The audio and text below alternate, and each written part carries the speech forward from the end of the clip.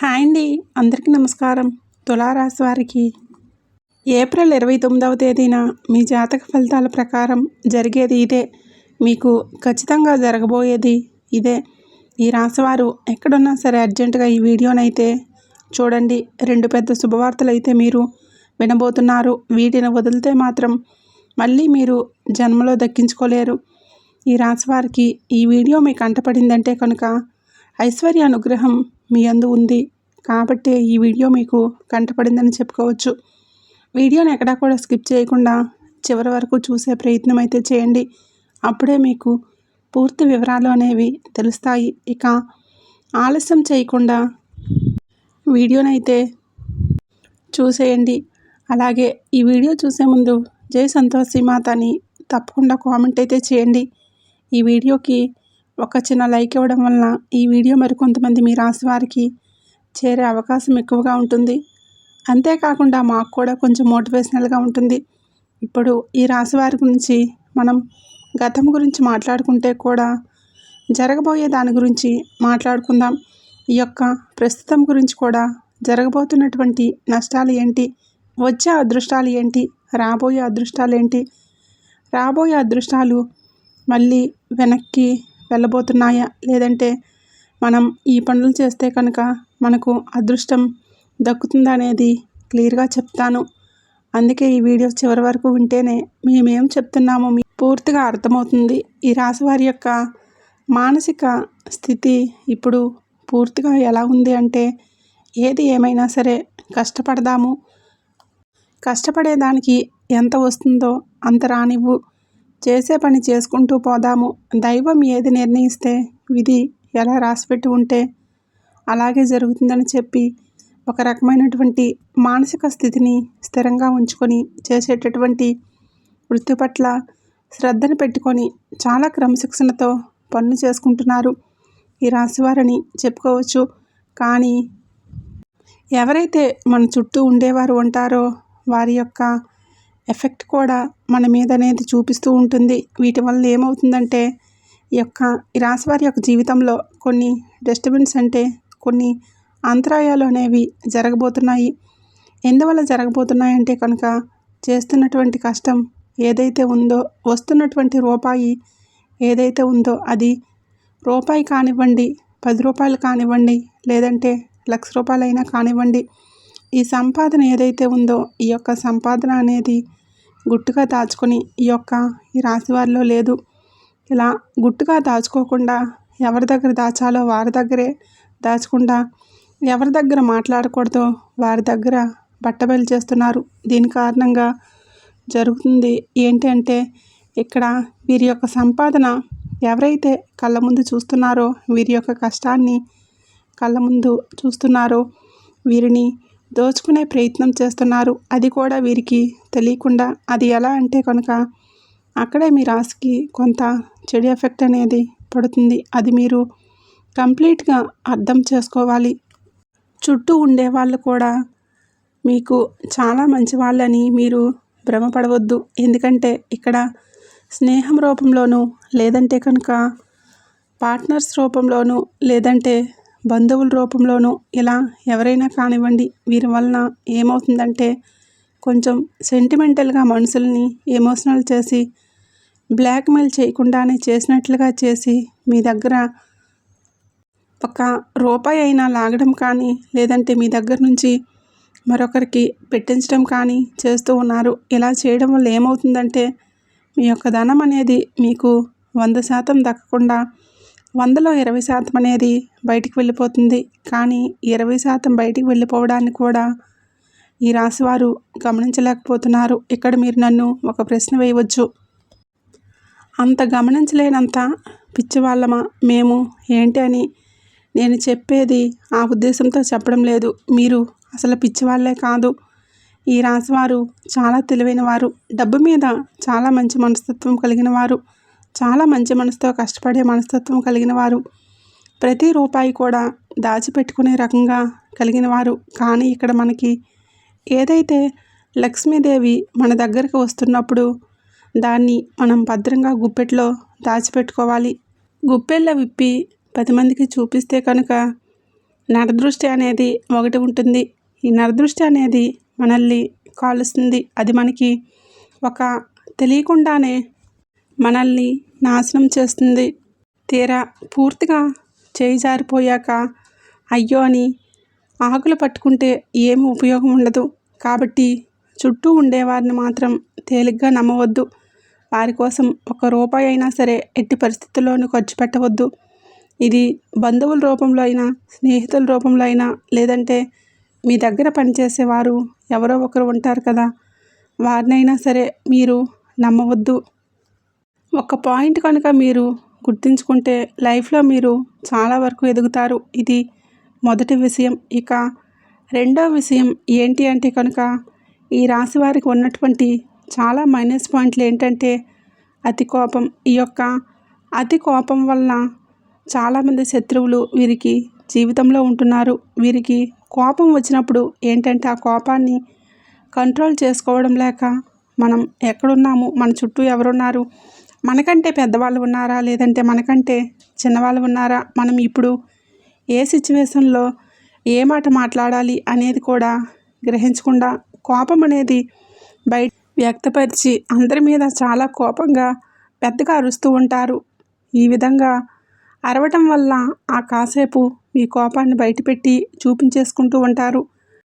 దీనివలన మీరు చాలా వరకు కూడా మీరు అనుకున్నటువంటి మీ చుట్టూ ఉన్నటువంటి మీ మనుషులైనటువంటి వారిని మీరు దూరం చేసుకుంటూ ఉంటున్నారు. అనుకున్న వాళ్ళు ఎవరైతే ఉన్నారో వారు కూడా మీకు దూరమయ్యే అవకాశాలు ఎక్కువగా ఉంటాయి. అలాగే మీరు ముఖ్యంగా వీరితో ఎంతవరకు కూడా మనం మంచిగా ఉండకూడదు. వీరిని ఎలాగైనా సరే సాధించాలి. వీరికి మనశ్శాంతి లేకుండా చేయాలి. ఎందుకంటే వీరు ఆ సమయంలో నన్ను అలా అన్నారు అని చెప్పి మీ మీద ఎక్కువగా శత్రుత్వాన్ని పెంచుకునేవారు కూడా ఉంటారు. అలా మేము శత్రువులమే, మీ మీద కక్ష సాధించబోతున్నాము, ఏది ఏమైనా మేమేంటో మీకు చూపిస్తాము అని ఎవరూ కూడా మనకి చెప్పరు.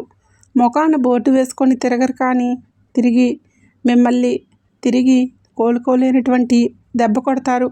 కాబట్టి ఎవరి మీద కూడా అంత కోపాన్ని ప్రదర్శించకండి. తన కోపమే తనకు శత్రువు అన్న పాయింట్ ఒకటి గుర్తు చేసుకోండి. కోపం వచ్చినప్పుడు ఆ కోపాన్ని కంట్రోల్ చేసుకోవడానికి ఓం నమఃశివాయ అనే మంత్రాన్ని జపిస్తూ ఉండండి. ఇక ఈ రాశివారు చిన్నతనం నుంచి కూడా ఎన్నో కష్టాలు, బాధలు, సమస్యలతో చుట్టూ ఉన్నటువంటి పరిస్థితులు ఏవి కూడా వీరికి అనుకూలించలేదు. నా అనుకున్న వారు వీరిని స్వార్థం కోసం వాడుకొని వీరిని అనేక రకాలుగా కష్టాలకు గురిచేసి ఎన్నో బాధలు, సమస్యలతో చుట్టూ ఉన్నటువంటి పరిస్థితులు ఏవి కూడా వీరికి అనుకూలించలేదు.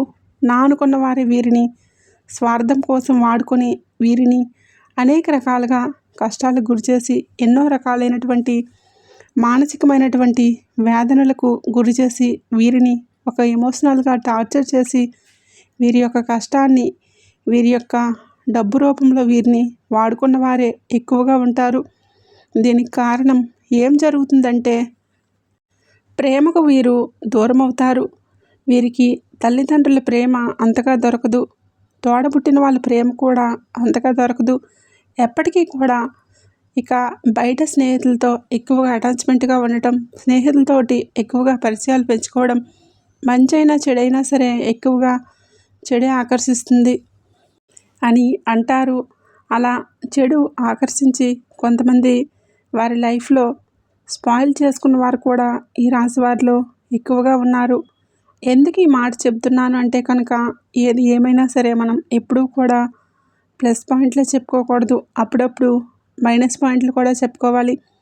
ఎవరైనా సరే బయట వాళ్ళు మనల్ని పొగుడుతూ ఉంటారు. అంతే కనుక మనల్ని మంచివారైతేనే తిడతారు, ఒక మాట అనగలుగుతారు. ఎందుకు అంటే చిన్నతనం నుంచి కూడా మన అమ్మ నాన్న మనల్ని తిట్టి కొట్టే పెంచారు. ఎందుకంటే మీరు మంచి ఏంటో చెడు ఏంటో తెలుసుకోవాలి, అప్పుడు దానివైపు అడుగు పెట్టకూడదు అన్న ఉద్దేశంతో. అలాగే ఇప్పుడు ఈశ్వరుడు కూడా నా చేత పలికించారు అంటే దాని అర్థం మీరు మంచిని గ్రహించాలని. ఇక్కడ మీరు ఇప్పుడు తెలుసుకోవాల్సింది కూడా చెడు అనేది అంతే చాలా తొందరగా ఆకర్షిస్తుంది. చాలా ఆలస్యంగా అర్థమవుతుంది. మీ యొక్క చెడు స్నేహాలు ఏంటి అంటే చాలా త్వరగా అట్రాక్ట్ చేసుకొని మిమ్మల్ని కూడా చెడు మార్గంలో నడిపించే ప్రయత్నం చేస్తాయి. కాబట్టి మీ మనసుకు ఇది తప్పు అని తెలిసినప్పుడు ఆ తప్పు మీరు చేయకుండా ఉంటేనే మంచిది. చాలా అంటే కష్టపడుతున్నారు. ఇక మన వాళ్ళు ఎవరో పరాయి వాళ్ళు ఎవరో కూడా తెలుసుకున్నారు. ఎవరి వల్ల నష్టం జరిగింది, మనం ఎదుగుతున్నాము అంటే మనల్ని చూసి ఎవరైతే ఏడుస్తున్నారో అని కూడా తెలుసుకున్నారు. మరి అలాంటప్పుడు మన కష్టాన్ని మనం ఎందుకు దూరం చేసుకోవడం? ఏదైనా కానీ ఒక దుర్వ్యసనానికి అలవాటైనప్పుడు ఆ దుర్వ్యసనం వలన తర్వాత మనం ఎంత మూల్యం అనేది చెల్లించవలసి వస్తుంది అనేది కూడా మీరు ఒకసారి ఆలోచించుకోవాలి. కుటుంబ విషయానికి వస్తే ఈ రాశివారి కుటుంబంలో చాలా అంటే ఏదేమైనా కూడా బయట వాళ్ళతో ఏ విధంగా ఉంటున్నారో కుటుంబంతో కూడా అదే విధంగా ఉంటారు. ఎప్పుడూ కూడా కరెక్ట్ అనిపించుకోదు. మన కుటుంబంలో మనం ప్రేమగా ఉండాలి. మనకి మంచి జరిగినా చెడు జరిగినా మనతో పాటు తోడుగా ఉండేది మన కుటుంబమే. అలాంటప్పుడు కుటుంబం అనేది మనకి ఎప్పుడూ కూడా ఒక వెన్నెముక లాంటిది. అలాంటప్పుడు బయట ఉండే కోపాలు, బయట ఉండే ఆవేశాలు, బయటపడిన బాధలు, ఉద్యోగాల్లో ఉండే నష్టాలు, వ్యాపారాల్లో ఉండే నష్టాలు, ఎదుటివారి మీద కోపాలు అన్నీ కుటుంబం మీద రుద్దకూడదు. ముఖ్యంగా మగవాళ్ళకి ఈ విషయం చెప్పాలి. ఎందుకు అంటే చాలామంది ఈ యొక్క రాశి వారిని గమనించినట్లయితే కనుక ఎక్కువగా పదే పదే అరుస్తూ ఉంటారు. ఇంట్లో ఎక్కువగా కోప్పడుతూ ఉంటారు. చిన్నపిల్లల మీద కోప్పడుతూ ఉంటారు. ఎందుకంటే వారి స్ట్రెస్ అనేది ఎక్కువగా మైండ్లో ఉంటుంది. కానీ ఆ స్ట్రెస్ని మీరు కంట్రోల్ చేసుకుంటే కనుక మీకు తిరిగి ఉండదు. మానసిక స్థితి అనేది భగవంతుడు మనకి ఇచ్చారు. కాస్త నిదానంగా ఉండటం, కాస్తంత ఓర్పుగా ఉండటం. ఒకరిని అనేటప్పుడు మనం ఎవరిని అంటున్నాము, ఎందుకు అంటున్నాము, మనం అనడానికి వారు చేసినటువంటి తప్పు ఏంటి, మనం ఈ మాట అంటే వారు ఎంత బాధపడతారో అనే విషయాన్ని కూడా ఆలోచించుకొని అనాలి. అలా ఆలోచించగలిగే శక్తి అనేది మీకు రావాలి. ఎందుకంటే మీరు ఎన్ని కష్టాలు పడినా, బాధలు పడినా, ఎన్ని సమస్యలు పడినా అన్నీ మీరు ఓర్చుకుంటూ వచ్చారు. ఎన్నో పనులకు వెళ్ళారు. ఎంతోమంది మనుషులను చూశారు. మంచి